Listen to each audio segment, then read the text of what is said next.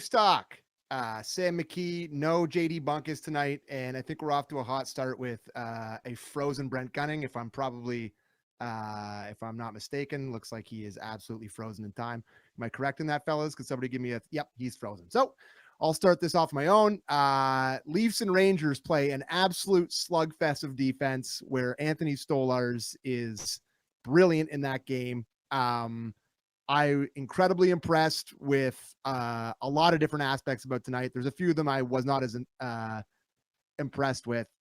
What I will start by saying is that game looked like two coaches that were harping defense and wanted their teams to play defense. And this morning at Morning Skate, Craig Berube said that, we got to check. All Sully does is check. They're a checking team. And I think that's what you saw through 40 minutes tonight. I thought it opened up a little bit more in the third as the game wore on. But yeah, it's just a real defensive slugfest. And yeah, we're sort of just working here to figure out if I can get Gunner back. But got to tell you, the 3-on-3 stuff was going to be interesting for me. I didn't know what the rotations were going to be. I had to kind of figure out what they were going to go to there. And to see Matthews and Nylander out there, to have the chemistry that they did on that goal, it kind of reminded me of them when they were first coming up, because they played together a lot when they first started in Matthews' rookie season where he scored the 40 goals. They played a ton together, and that kind of gave me a little bit of a callback to that. Should we continue to go here, or should I stop it and we will restart? What should I do? Keep going, says Luke, so I'll keep going. This is what I'm really good at, talking by myself here. Anybody wants to say anything in the chat, let me know. As you guys know, diehard Leaf fan tonight, watched every moment of that game. There was not like there's any other big Toronto sports event going on tonight. No Blue Jays in the ALCS. So I decided to just have my good friend Gunning freeze. And Pappy only scores empty netters, says, all right. Oh, what's up? Back in the flesh. Little hot lap for your boy. Did not go the way we wanted. I got to tell you, solo is hard. I'm bad at solo, really bad. And I'm wearing a way too warm of a sweater. I was sweating. I was panicking there, but I got through it.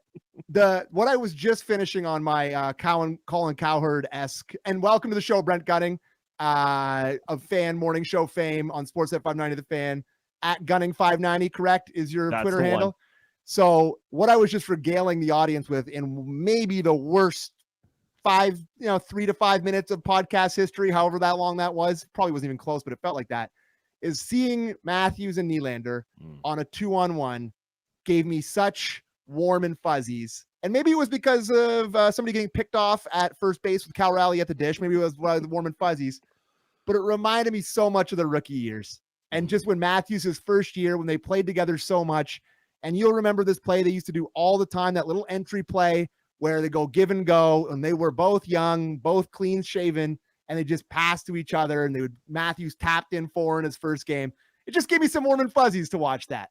Oh, felt like Willie's going to wear 29 on the back of his jersey. Yes. It seemed so long ago in Lose Canada, where there's no high numbers to be had. I got to derobe. I got to derobe. Whoa, it wasn't that hot a win. It's game 5. Settle down. And game 4 only for the Jays. So you can't be getting hot and bothered about that early. No, man. Look, this is always fun to be on Leaf Talk. Let me just start there. But it was awesome to see those two back together. I will say, the second that game gets to overtime, and man, there was a lot before overtime, but the second it gets to overtime, I'm going, well, this is going to be different. We've had so much talk about, man, in a post-Marner world, what's it going to be like? Yes. Apparently that's very different, because those two were tethered to the hip at 5-on-5. They certainly were going to be at 3-on-3. I was just I was interested to see who they were going to start with, who they're going to go with. So it was a very, very different world of Nylander to Matthews. It did feel like back when we were all so young and dumb in 2018 or 2017. The good old days, back when we had hope. So the thing that I was saying before you jumped on was, this was an ultimate two veteran defensive coach guys who both in their morning availabilities were preaching defense and just talking about how much they hate offense and how you got to check and you got to check. That was a bit of a rock fight for 40 minutes, Guns. There was not a lot of high danger. I think Stolarz maybe made 2 or 3 really good high danger saves in the game. Shesterkin just feels like nothing's high danger because of how quiet he is in the net. He's an unbelievable goalie. But yeah, it just felt like a game 2 coaches were just really like kind of butting heads against each other.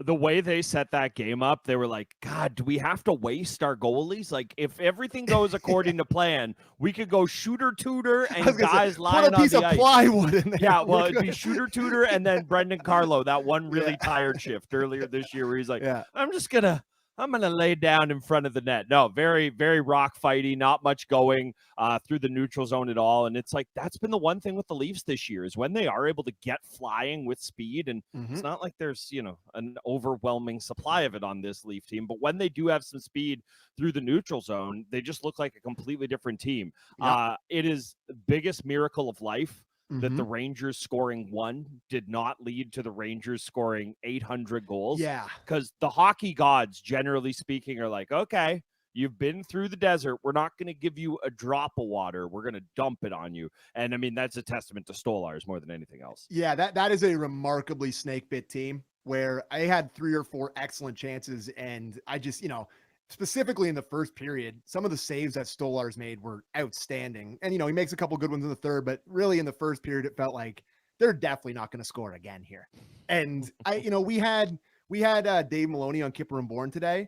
And I don't know if you've ever had him on any shows, he works for MSG, but not afraid to talk about how he feels about the Rangers. We had him on once last year during their really dark stretch. And he legitimately was just like, these guys are like, I hate this team. Like he was really critical.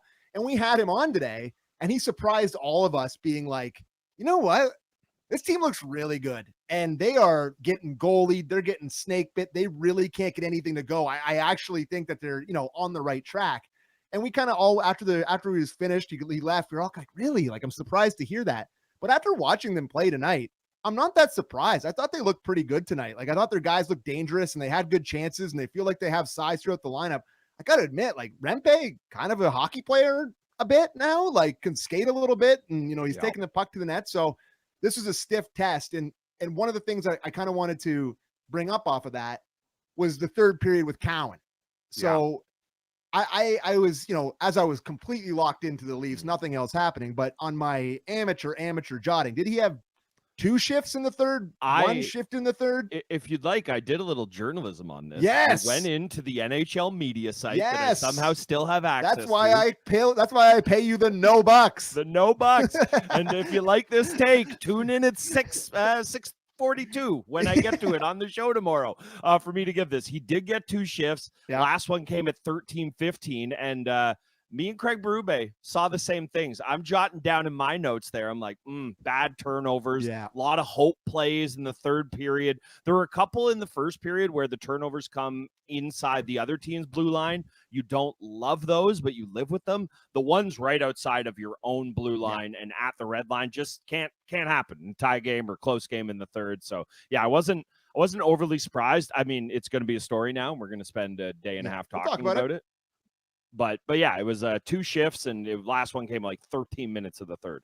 So, I mean, it's been a really exciting start for Cowan, and I've been trying to, not temper expectations, but I've kind of been like, this kid, I mean, he's the youngest looking man in the league. Like, I'm sorry, like people are pushing back and saying Hudson. I think Cowan looks younger. I truly think he's the youngest looking. Maybe it's just because we're getting older, Guns, but I feel like he's the youngest looking guy in the league. And he's the youngest guy that's been in the league in 10 years. Like when Cole Caulfield showed up, he looked like his dad. Honestly. So this was the first game against like a big, rough kind of team. Like, right? Like Red Wings have won 3 in a row, or I still don't necessarily see it with them. Nashville reeks, right? And, like the Habs opening night, he doesn't play. So he doesn't play the other Red Wings game, but this is his 3rd game. And this is like the most professional team I think they've played so far in terms of pedigree, big guys, just sort of leany type guys. And I just thought he looked physically overmatched for most of it. And this is what you get when you have an 18-year-old that you're trying to put onto the top line of an NHL team. I want to have him as an option. And I think what they did with him tonight is totally fine, right? Like, I don't mind him starting on the top line and then kind of moving down and I have no problem with that. But I think this is a good like wake up call for a lot of Leaf Nation that we're getting a little bit too horned up about Cowan. Is that fair? Oh, is Gunner frozen again? Is Gunner frozen again or am I frozen? Can somebody in the chat? The face is frozen. Oh my God. He kind of is giving me a little Ace Ventura vibe. But just to finish off on the Cowan thing, I'm impressed with what he's done for them so far this season. And I just, the question mark, I got the Riddler here now if you're watching on YouTube or Sportsnet Plus. But I think everybody gets really excited about the shiny new toy in Toronto. And he had 2 really nice games where he ends up getting his first NHL point on the setup to Matthews and Nyes on the 2-on-1. But it's just, you got to be careful with guys like this. And I don't know if Eric Gunner, I was just going to say to you about Cowan. It's okay. You're good. So what I was going to say about Cowan, like, I still don't think it's a 0% chance that he's playing on the Marlies a little bit this year. Totally.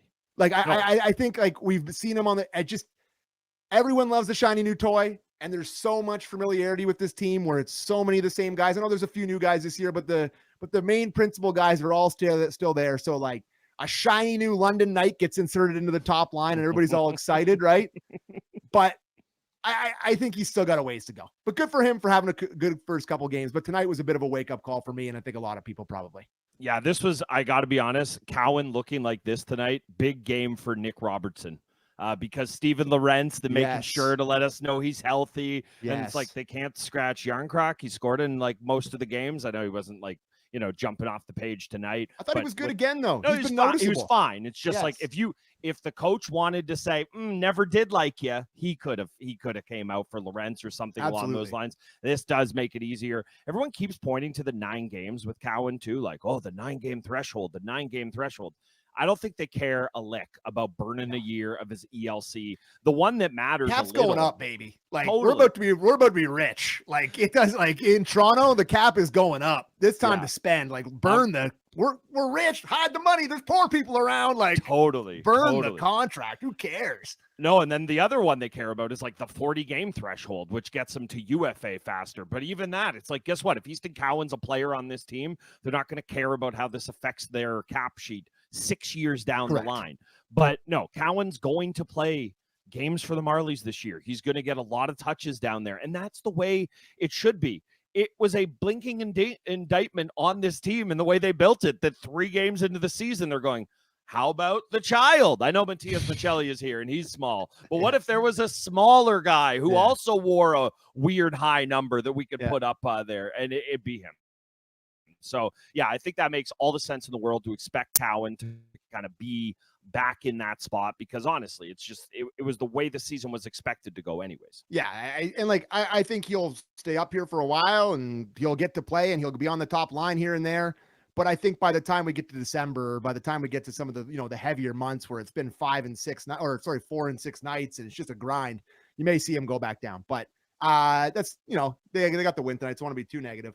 I totally watching Stolarz tonight and him go up against Shesterkin and just stare down like the best goalie in the league, Shesterkin, right? I mean, he's up there in terms of the guys that you would trust to be one of the best guys. He's a Vezina type player, and just have him stare him down and be better than him. It's been unbelievable. Yeah. No, totally. I mean, seeing Stolarz come in and perform this way, if I would have told you my wildest dreams of what Anthony Stolarz' goalie for the Leafs were, it never would have looked like this. If you would have just told me, hey, Stolarz is going to be the goalie for the Leafs, and he'll have that moment last year where he grabs a puck with his bare paw and holds it up, and that's as good as it gets, I would have gone, great. Honestly, money well spent. That's exactly what you want to see out of somebody like that. But yeah, Stolarz has been nails. He was incredible in that game. If he doesn't look the way he does, you're never going to see the Leafs staying in that game, especially with the flurries at the end of the first and then again in the third.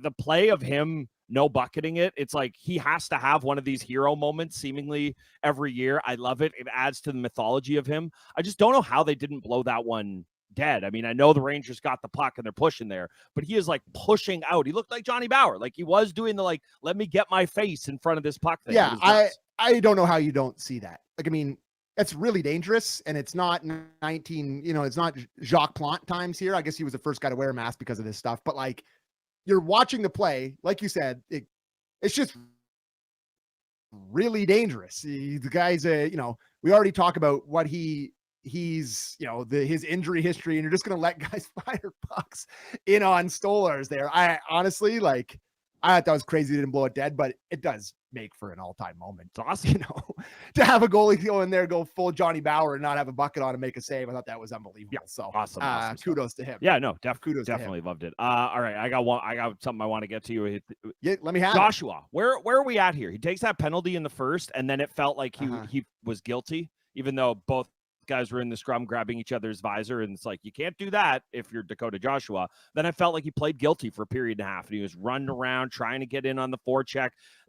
I don't feel like we've got the full experience. I'm never going to be sitting here going, ooh, give me the 20-goal Dakota Joshua season. I think he could be effective without doing that, but I'd be lying if I was sitting here going, you know what, who's really doing it for me this year? No, Dakota Joshua. He's been quiet. And it's not like this is a league. We're used to the bottom six guys being league min guys. No money. Right? Where it's like, oh, well, how much could you expect from Andre Kasha? He's making $750K. Or how much could you expect from... Keep his head up. Yeah, Would that be too much to ask? God. Never been a more terrifying guy to watch play hockey. He thought every shift was his last. But like, this is a guy that they brought in that, is taking up some of the Marner money, right? Like, he's a guy that is making, what is it, 3.5, 3.5? Something like or that. Or 3.25 maybe, whatever his contract is that he's making. Like, this is a guy that they're not going to get 20 goals from, I don't think. I mean, if they get 20 goals from here on out, it feels like it would be an absolute miracle, right? But just be more noticeable. He's huge. Like, I see him out there. I'm like, wow, big. Like, big. It's 3.25 for 3 more years, says Christian. Wow, that's a long contract. Yeah. Jesus. Anyways, that was a cold splash of water in the face. I didn't know it was 3 more years, but they got to kind of figure out what is it you say you do here? Because I think he's had the puck on his stick for a combined 15, 20 seconds this season. Like, he had the setup to McCabe against the Preds where he filtered it out to the point and McCabe shot it in or whatever. But like, outside of that, he hasn't had much offensive pop. So I don't know if they need to elevate him a bit to play with more offensive players, or is he more of a grinder? I just haven't figured him out at all. And, the Vancouver people, like, were in my mentions when I said something good about him in the preseason. They're like, oh, just wait, man. Like they always do.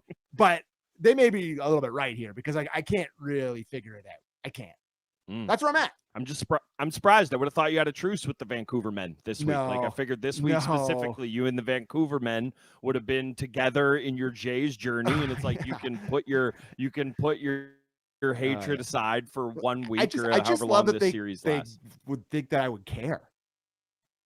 Like, we're cheering for the Mariners. Good. Like, sure. Like, I live in Toronto. Well, no, it's like, I'm in Toronto where the Jays play and it's exciting. I cheer for them. And they're like, no. I don't know. Anyways. Oh, that was the most inside of our own life, doing shows together, where we're like, I wonder how big a story the Jays may be getting a new ballpark is across Canada. Oh, yeah. And they're like, we do not care. We don't go to the one that exists now. And guess what? Park is sick. Should never have moved it. Definitely should have renovated it, but never should have moved it. Yeah, I'm with you on Joshua. I think he just needs to look bigger. I think so much of it is, I don't want to just like give everybody a pass and until this happens, but it does feel like they had a plan for the bottom 6, and then one. Yeah. Fourth line center got injured. Yeah. They're like, oh my God, what are we doing? I still like Wah, and I've noticed Wah a lot, but he only plays like 11 minutes. And he had to have played more than that in Vegas. Like, I'm looking, he played again tonight, 11 minutes on the dot. I'm not sure what they think what they're doing with him, because I think he's got a little bit more upside than Chief is treating him with. So I'll be interested to see how his role kind of develops. But yeah, that bottom 6, the guys that have always been here are the ones that you're kind of noticing, right? Like, it's like, I got to tell you, like, noticing Robertson a ton. He's trying his bag off. What can you say? He's working hard. He's trying to run into people. He's skating fast. He's trying to belong, which I respect. Domi's skating well, I think. McMahon's looked dangerous. They even gave McMahon a chance on the top line, which I liked tonight when they put down Cowan or whatever.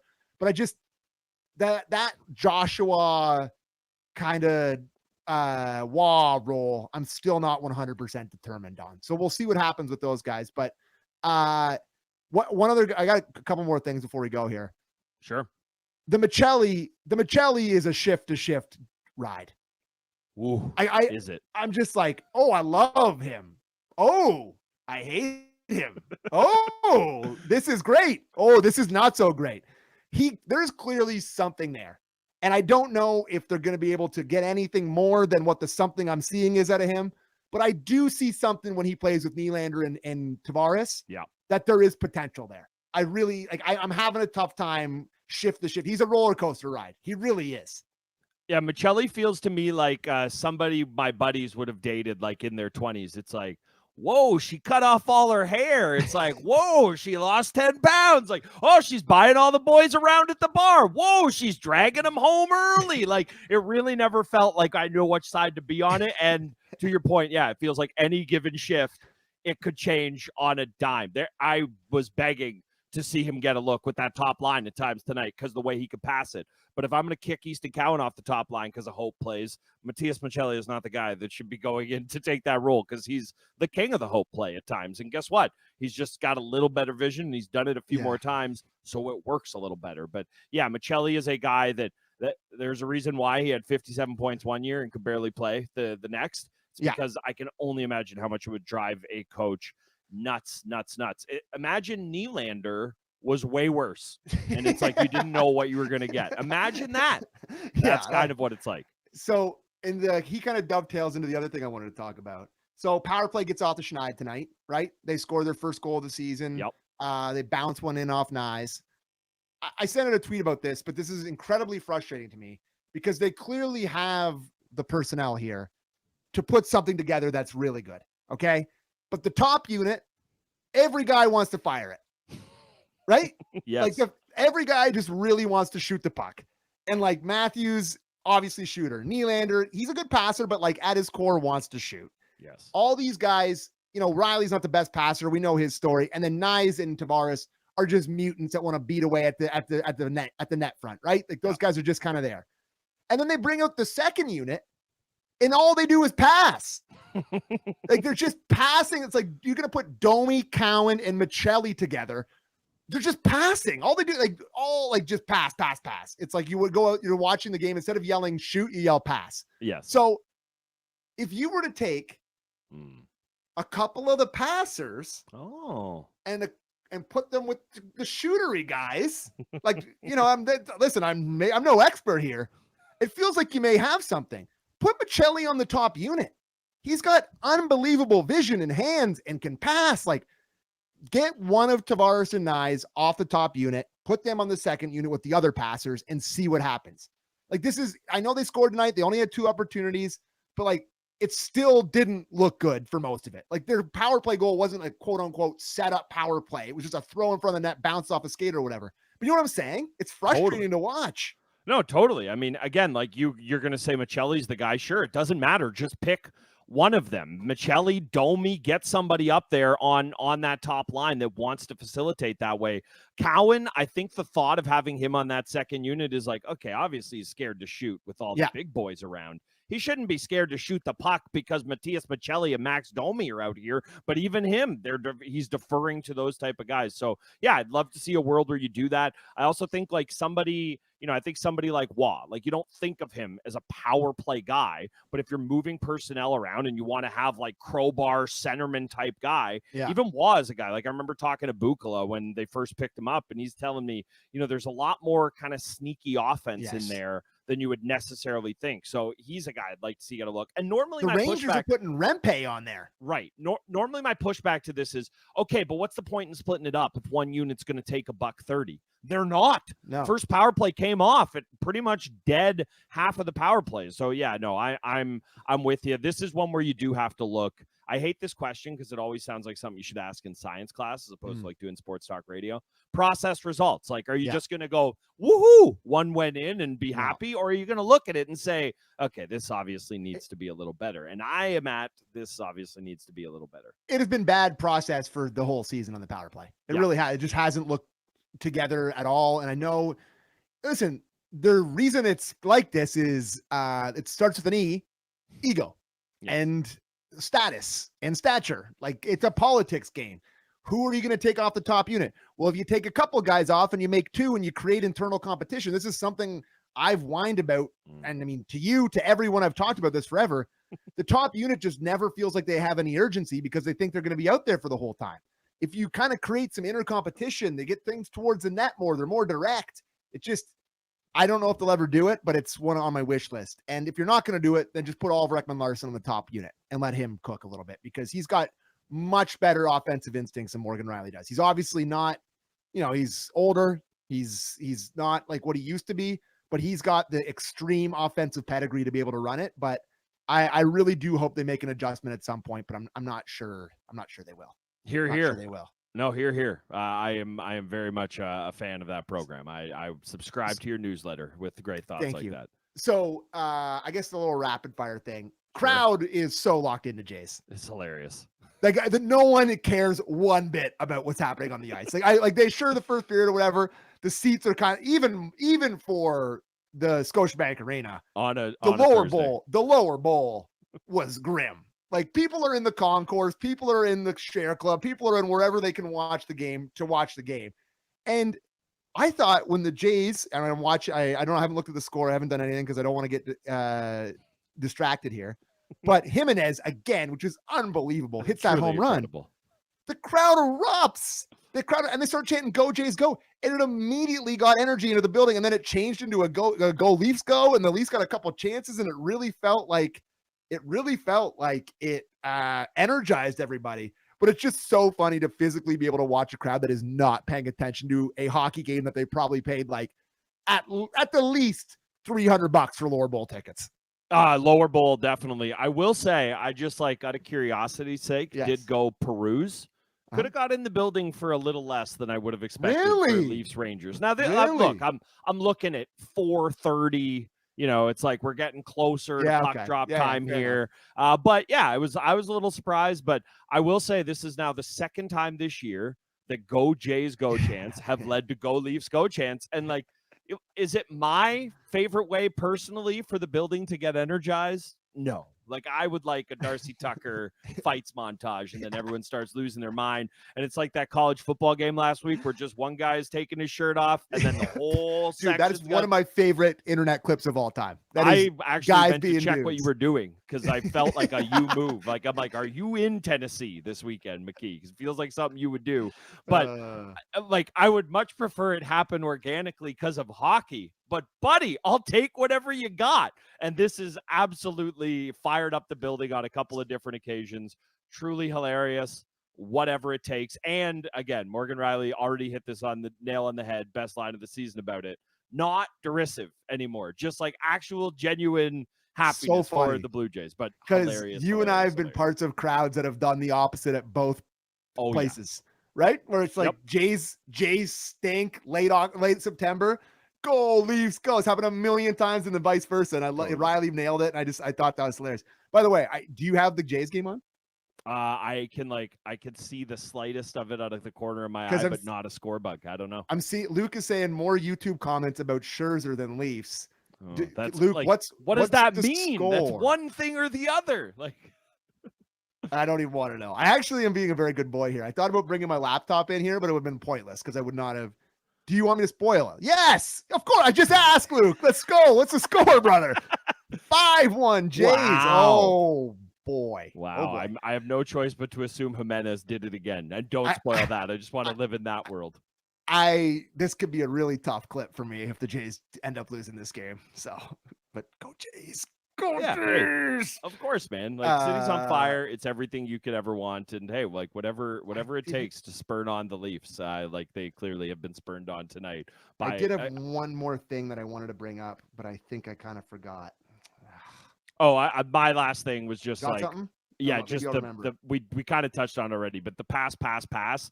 There is only one guy on the team that does not subscribe to that motto, and it's John Tavares. He twice had the puck just in the slot, and there was never less of a I will pass threat in the history of the National Hockey League than John Tavares in between the hashies, looking right at a goalie. That thing is going on net every time, and that's exactly what I want him to do. He hasn't passed that puck since he was 8 years old. Like every level of hockey, he's got to go younger.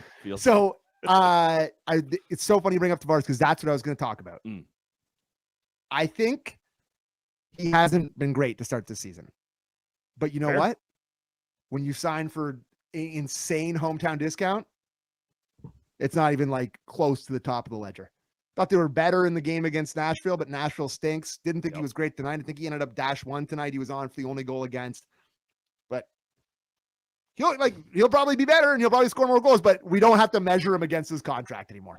It's a great feeling. It's honestly a great feeling. It really is. I thought the him, McMahon, and Nylander line was great in the first game. The only team that was, or the only part of the team that really was in that game. But yeah, look, this is the thing. It's basically beer league for him, except he gets to wear a Leafs jersey and they gave him a letter. He is effectively paying, and don't let the CRA hear this clip or they'll come after him again. But it's like he's paying to be a Toronto Maple Leaf. He's like, I don't want at least a couple $1 million, and now we just get to appreciate him. We don't have to talk about the $11 million man, because guess what? The $4 and change million man, who cares? He's the 2C. So yeah, it's I'm happy you brought that up, and yeah, it's a very refreshing world to live in Tavares land now. Anything else? I'm good. No, I wanted to hit on the Joshua. I thought there was a good combo there, and I agree with everything power play. And now we can all go back to watching the Blue Jays, and then I can try to wrestle myself to sleep to be up at 4:15 in the morning. I kind of love this. Like, can we just go for the rest of the game? I just don't. You're feeling. I don't want to go back. I just don't want to go back. Like, I don't. You just want to live in a world where Luke only tells you good things that are happening in the Jays game. Back into the dark, cold basement by myself again, just to try to get through this. You can do it, pal. I have faith in you, and I'm only a text away because I got to stay up till the end. So, JD Bunkus, he usually does. Subscribe to the podcast. Leave 5 stars, thumbs up, at Gunning590, at Say Name McKee. Reach out anytime. Subscribe. We love you all. Give us a thumbs up. I think I hit it all right, guys. Yeah, nailed it. Go beautiful. Leafs, go. All right. Leafs talk. Sam McKee, Brent Gunning. We'll see you Saturday against the Seattle Squids.